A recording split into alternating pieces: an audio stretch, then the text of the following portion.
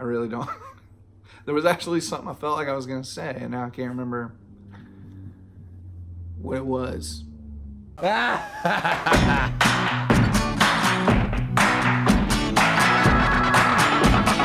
Digital gramophone makes no sense. Hey guys, it's John, the Digital Gramophone, here with another video. Taking care of some odds and ends here, some unfinished business. Show some records I've picked up. Nothing, you know, I have no real goals here. Just thought I'd turn the camera on and see what happens. So speaking of unfinished business, I rarely ever do any intended shout outs on my channel. The biggest reason why is because nobody watches it. So what good would that do for anybody? I don't know. It's just a channel that I really enjoy, and he's relatively new to the VC, has a small subscriber count. Whatever that means, you know, I don't give a shit about that stuff, but I thought I'd just give his channel a shout out. It's Paul, or Uncle Paul as he goes by, at Too Many 45s. Paul's based in Austin, Texas, and Paul's a really cool guy. He's got a great sense of humor, a really cool record collection, a great channel intro, probably my second favorite next to Dan's Dots and Loops. Yeah, just really, I think a pretty unique voice in the VC, at least from all the channels that I watch regularly.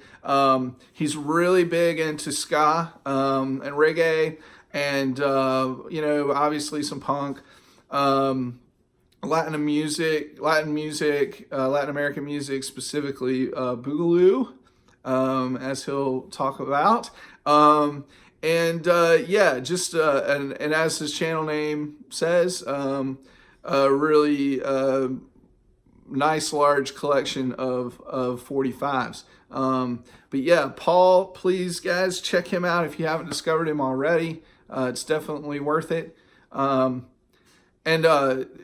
course, the biggest reason is he's a big Hold Steady fan, and we actually both showed the Hold Steady's discography for Massey's contest, which was crazy.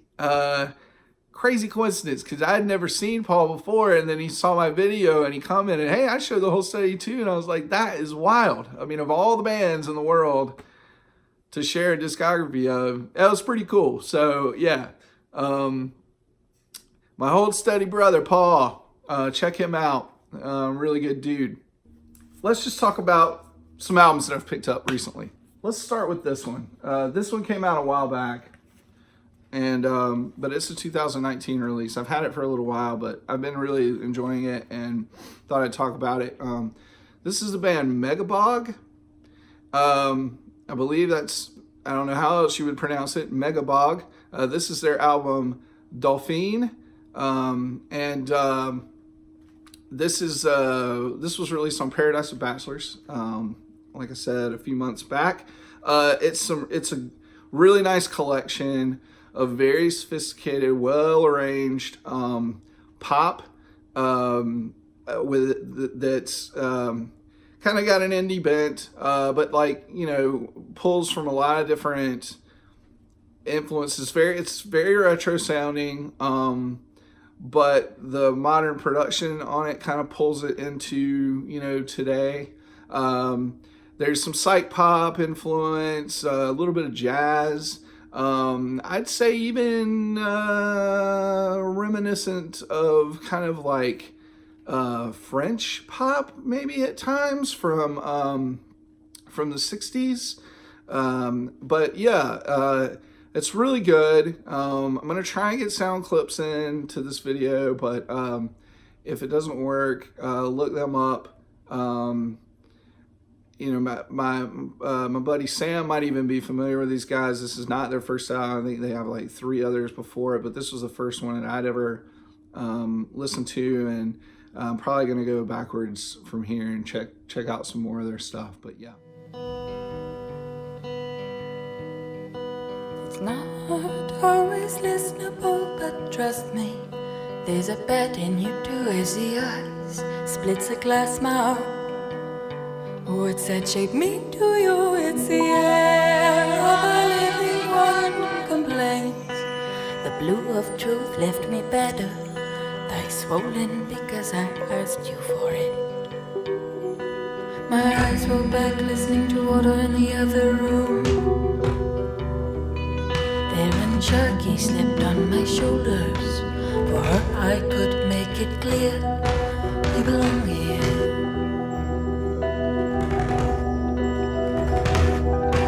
You belong here.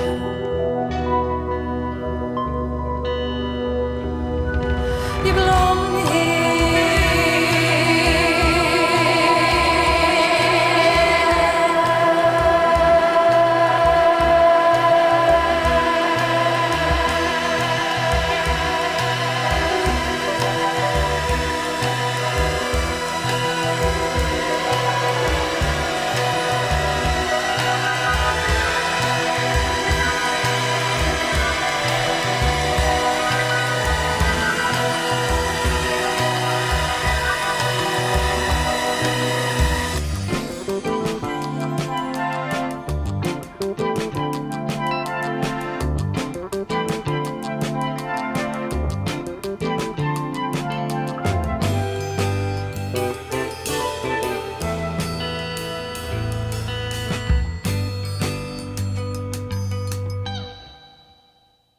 So here's another one that I just picked up, and I just wanted to talk about it because I'm a big fan of it. This is not a new release. This wasn't even released this year, but it wasn't like really a vinyl find exactly. It was sometimes when you're on Discogs and you loyally buy from someone, they'll invite you to like an exclusive sale.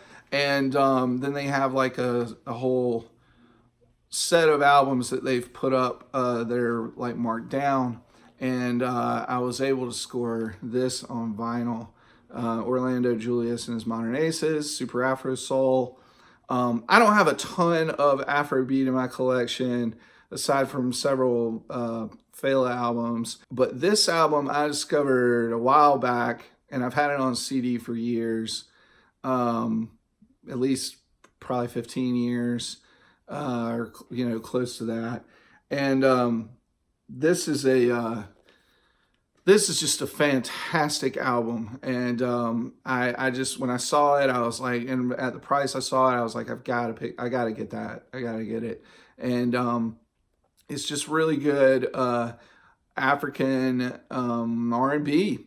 And there's a really cool cover of My Girl on here, which just the way it's arranged and everything, it's amazing. But I'm sure a lot of you are familiar with Orlando Julius, but this is from early on. It's around, I think it was 66 it was originally recorded. Now here's another new release that came out at least a month ago.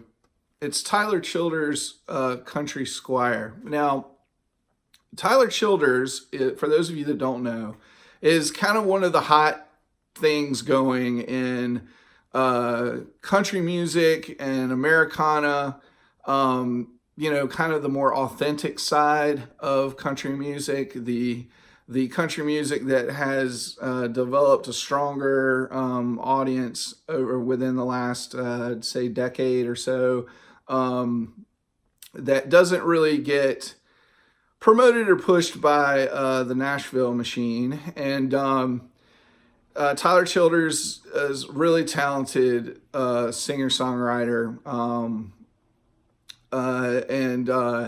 This album and his previous album, it's country, it's very authentic, it's very bare bones in its approach, and almost kind of leans a little bluegrass at times. But again, just a really talented singer-songwriter. This album and his previous one were produced by Sturgill Simpson, who I'm going to talk about here in a minute. It's a great set of songs. One in particular called Ever Lovin' Hand. Also, this cover, which kicks ass. Not a single, barely a hint of any psych influence on this album. Maybe with a couple of the transitions that might sound like something by like the Incredible String Band or something like that. If you're into that type of thing, definitely check out Tyler Childers if you're not already familiar with it. You see this train I'm riding, it's burning up coal, and its wheels are bound to roll right by you. Honey, won't you jump my train? You can set my house on fire, baby. You can turn it into cinder smoke.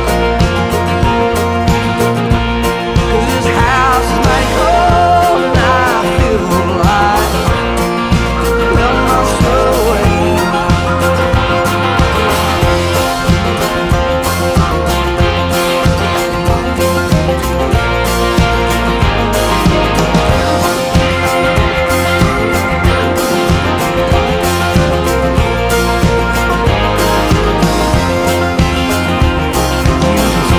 House on fire, baby. You can turn it into cinder smoke. This house is mighty cold and I feel like building my soul away. You can set my house on fire, baby.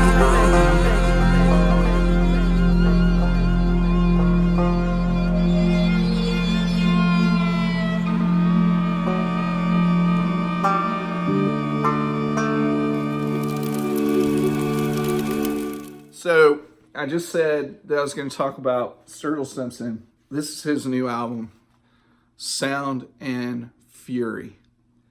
And this thing kicks fucking ass. He released it just a couple of weeks ago, and at the same time put out an anime film on Netflix that this music scores, soundtracks, and even the anime flick is really cool. I'm not a huge anime guy, so I'm sure that there are like anime experts out there that'll probably shoot all kinds of holes through it or whatever, but it's really cool, and he put a lot of time and effort into it and made sure that he worked with the right people on it. I know that much. And so it's a really cool little action anime slash 45-minute long music video. But yeah, now for those of you that have maybe heard of Sturgill Simpson or are familiar with Sturgill Simpson, he has been known as a country artist. There's hardly any hint of country on this. He's even described it and talked about it before it's released, saying that this is a sleazy synth rock dance album or something like that. And man, it's so good. It blows me away. It's such a great hard rock album that pulls from influences like ZZ Top and the opener is kind of psych almost in a way. It really reminds me of like Pink Floyd. The guitar playing on here is spectacular, which he handles all of the lead playing on this particular album. It's just incredible keys and synth and like organ at times on this album. A lot of, I already mentioned ZZ Top. There's a song in here that's very reminiscent of the Cars. Some new wavy kind of stuff going on in here. For a guy that has, and I'm going to get into that. Yeah, let's just back up here. I want to do a quick little artist history here. So that for those of you that aren't familiar with Sturgill Simpson can follow along. This was his first album that came out in 2013 called High Top Mountain. And this album is just an incredible country honky-tonk album. Like real outlaw shit, you know, like just really good stuff. And he's an incredible songwriter. There's nothing original about it. You can hear this sound in at least by the sound of it. There's nothing like too original. It owes itself to, 60s and 70s era country. And you can listen to any of that stuff just by popping on Merle or Waylon or Willie or, all those dudes. But what is really great about this album is the songwriting. And he's an incredible lyricist with an incredible turn of phrase. At times, a great sense of humor. One song in particular on here that I love that's a crowd favorite or a fan favorite is You Can Have the Crown. And the chorus ends, they call me King Turd up here on shit mountain, but if you want it, you can have the crown. And it's kind of like talking about his place in the music world and his place in, I guess, like a world like Nashville or whatever, and just the woes of a traveling musician trying to make their way. Really good album, great place to start. Now from there, he put out this album, which I'm sure some of you are familiar with. This was the one that really, where he broke through. And again, I'm relatively new to the VC, so I'm sure there were folks that talked about this album when it came out. But Meta Modern Sounds of Country Music, which is just a high mark. And for country music history, really. It's that good. The first song, which is called Turtles All the Way Down, and then also the last song, It Ain't All Flowers, has a real psych influence in the music.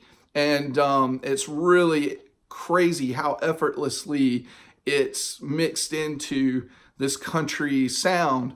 There's some guys out there like Shooter Jennings, Waylon's kid, does some really crazy out there stuff. But what is really cool about this is how it maintains like that classic feel, but still weaves in that kind of weird psyche thing. And there's touches of it on some of the other songs throughout. But this was easily, if not my favorite album from this year, like definitely top 3. And this one really started to garner him a lot of attention. With this album, he was really like, people were like starting to kind of crown him like the savior of country music and outlaw country music. So how does he follow that up? Well, he gets signed to Atlantic, a major label, and his very first album that he puts out is A Sailor's Guide to Earth. And there's a lot of country music on here and very country sounding record, but there's also this melting pot of southern, just straight up southern rock, Stax era horns and R&B. Just an amazing album if you're a fan and of American music as a whole. This is one of those albums that's like, just a celebration of American music, but it was also written from the point of view of being a new father. And a lot of this, he dedicated this album to his newborn son at the time. And I talked about that a little bit. I showed this album in a video long ago and for Bill at the Vinylverse contest for his channel. I talked about it then. And I've seen a couple other people mention it, I think, in the past. But yeah, this album is just amazing and a complete left turn. like from where he was going. And it was exciting to see because, you know, he's a true artist. He doesn't want to be pigeonholed and given this label, which leads us back to Sound and Fury. He's just gone in even a more completely different direction. I mean, it feels there's only so many ways, it's only so many times you can make a left turn before you come back full circle. But I hope he doesn't come back full circle. I hope he just keeps making left turns and just keeps doing stuff like this. This is definitely a reaction to, it's a fuck you album. It's like, I don't want to be your savior of country music. I don't want to wear that mantle. I don't want to be that guy. I don't need to be your champion. I just want to write the music and play the music that I enjoy.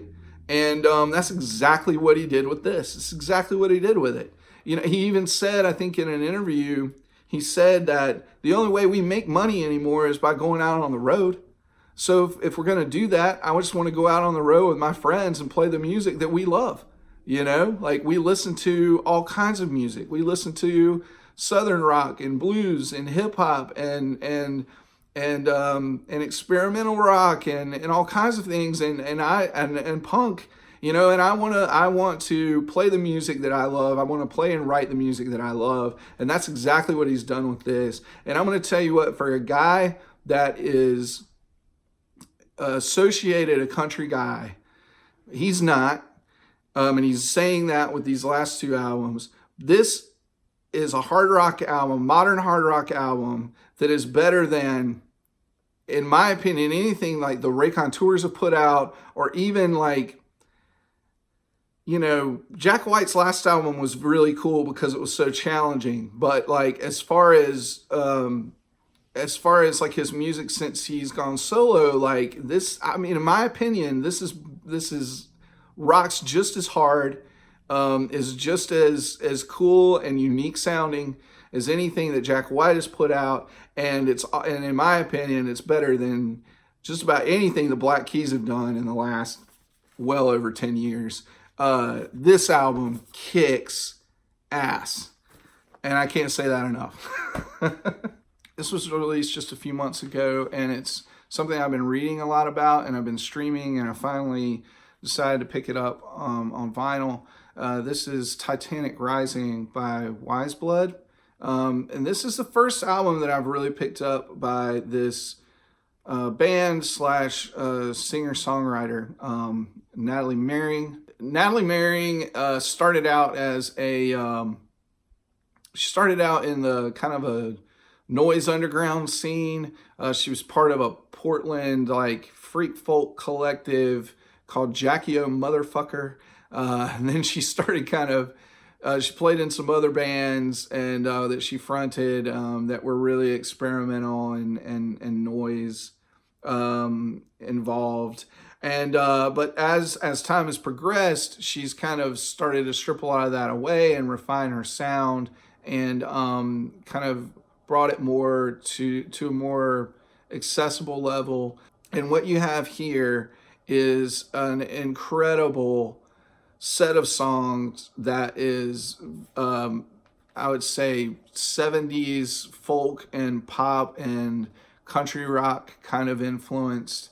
Her voice is the voice of an angel. Just at times extremely beautiful and also very haunting, but the kind of haunt that you would welcome from any ghost.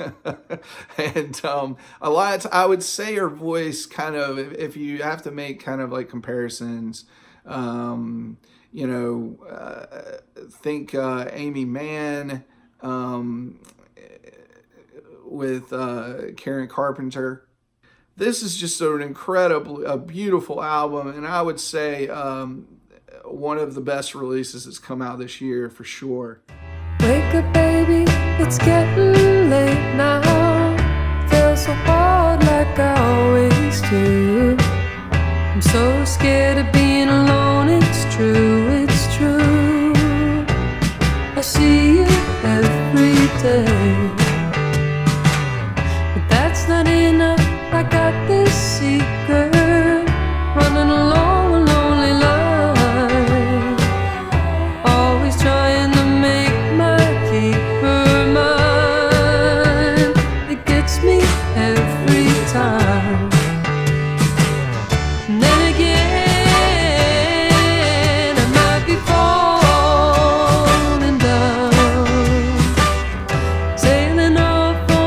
trips to nowhere.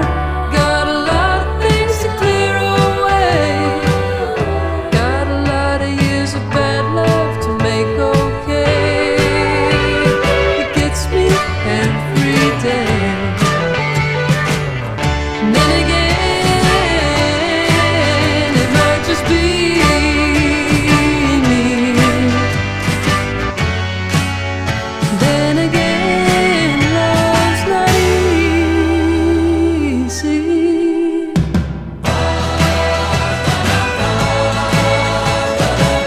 I need love every day. I need.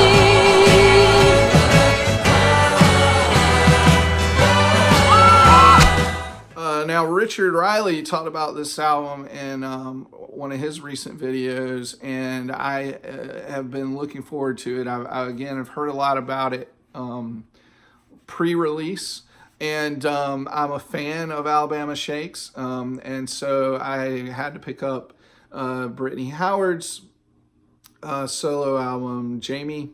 This album is so fucking cool. Just a really great, like, R&B album. It stays rooted in older music at times, but then also like takes on again kind of more contemporary sounds. You know, one album that it really reminded me of, I don't know if for those of you that are familiar with Jamie Liddell, his album that I believe came out in 2005, Multiply. This album reminds me a lot of that album. She's an incredible vocalist, those of you that are familiar with Alabama Shakes. And if I had one complaint about it, and it's not even really a complaint, it doesn't really bother me, but at times I do kind of wish that you could kind of hear her voice without, there's effects all over this thing and effects all over her voice, and you can still tell how unique and how strong and how incredibly gifted she is as a singer. It's not masking anything, but at times I wish that it was, and some of the songs just kind of left alone, you know, in the production. But other than that, incredible album. This one's gonna be all over everybody's top 10 list at the end of the year, and I wouldn't be surprised. It's the type of thing that's right down, which I don't really give a shit about, but you know, just for points of reference on how good it is and how accessible it is and how enjoyable it could be to a lot of people. You know, I would say that, you know, this is right down the Grammys alley, and I would not be surprised if it was like an album of the year nominee when it's all said and done. But yeah, Brittany Howard, her first solo album. Guys, I cannot recommend that one enough. And then picking up those, you know, I always hit the used bin while I'm at Lunchbox, and you know, picked up this Bill Monroe and his Bluegrass Boys. It was really cheap. I'm always picking up cheap R&B if I see it, mono or stereo. If it's an old release, that's my thing. One of my things. And this is Brooke Benton's the Boll Weevil song on Mercury. Mazzy and his friend Amanda, the archivist, talked about this album, and when I was in the store, I picked it up because I'm already a big Nick Lowe fan, and I buy anything that's got Nick Lowe if I can find it cheap, and you usually can find it cheap. Rockpile, Nick Lowe and Dave Edmunds. It's really, really good. And just the type of thing that I expect when I pick up anything involving Nick Lowe. Kind of straddles that pub rock era from him into the kind of post-punk pop kind of thing that he got into with Elvis Costello and in his solo work. But yeah, Rockpile, excellent album. This is a guy that I've been trying to get into more and more, and this is the second Light in the Attic release that I've found used at Lunchbox, reissue, and it's Wrecked Again, Michael Chapman. And then I found this one, Further Adventures of Jimmy Smith and Wes Montgomery. I haven't checked the exact press on this, but it's an early press on Verve. It's stereo though, but What are you going to do? Good stuff. Big Jimmy Smith fan. And Wes Montgomery. Well, guys, another long-ass video, longer than needs to be. You know, again, struggling to end these things.